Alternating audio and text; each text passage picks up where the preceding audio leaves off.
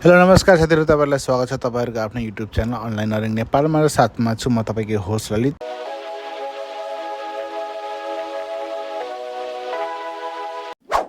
त साथीहरु, आज हामी सिक्ने छु कि मेरो शेयरको एकाउन्ट चाहिँ कसरी हामीले रिन्यू गर्न सक्छौं भनेर। त्यसको लागि मेरो शेयर एकाउन्टमा जानु होला, जस्तै कि तपाईले मोबाइलबाट पनि गर्न सक्नुहुन्छ। र यो चाहिँ म कम्प्युटरमा देखाइरहेको छु किनकि यसमा अलिकति ठुलो स्क्रिन हुनाले तपाईलाई हेर्न र बुझ्न सजिलो हुन्छ। तपाईहरु देख्न सक्नुहुन्छ जुन रहेको छ यो मेरो share account is expiring on 22 July भनेर भनिन्छ। Demat account due to from 2082-3-31 गतेसम्मलाई भनिएको छ। जुन यसले चाहिँ हामी कसरी अब एकाउन्टलाई चाहिँ रिन्यू गर्ने भनेर आजको यस भिडियोमा हामी जान्ने छौं। त तपाईहरु साथीहरु यहाँ देख्न सक्नुहुन्छ, तपाईको प्रोफाइलमा जानु होला।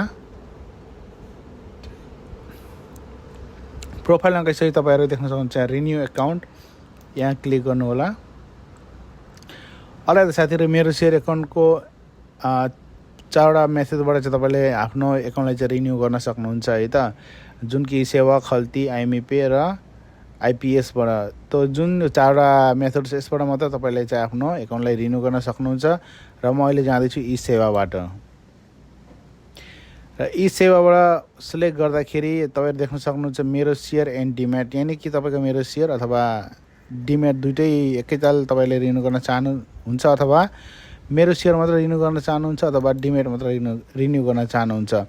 त साथीहरु, यो केसमा चाहिँ म सजेसन दिन्छु तपाईहरुलाई मेरो शेयर र डिम्याट एकैचोटी रिन्यू गर्ने होला। एकैचोटी गर्दाखेरि राम्रो हुन्छ। र तपाईहरुले यहाँ चाहिँ इयर चुज गर्न सक्नुहुन्छ कति वर्षको लागि। जस्तै मैले चाहिँ यहाँ 5 वर्षको लागि चुज गरे है त।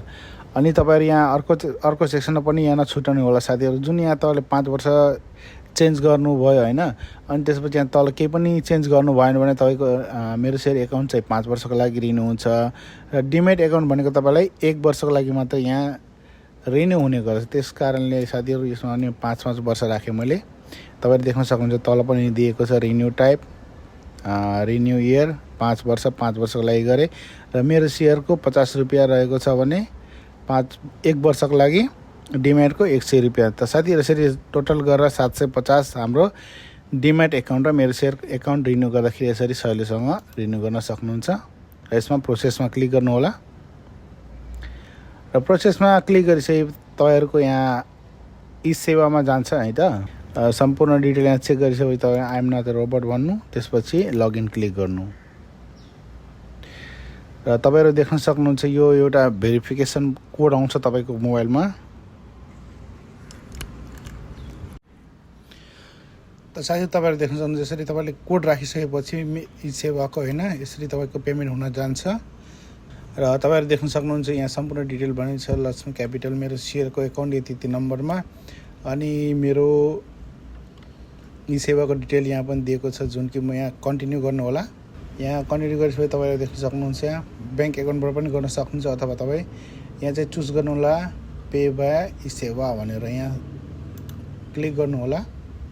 ओके, तपाईले देख्न सक्नुहुन्छ पेमेन्ट सक्सेसफुल हैन, सम्पूर्ण डिटेल यहाँ दिएको छ। बीआईडी, नेम, टोटल अमाउन्ट कतिको लागि, कहिले रिन्यू कहिले एक्सपायर हुन्छ, तपाईहरुको सम्पूर्ण डिटेल्स यहाँ दिएको छ। तपाईहरु त यहाँ सजिलै यहाँबाट देख्न सक्नुहुन्छ।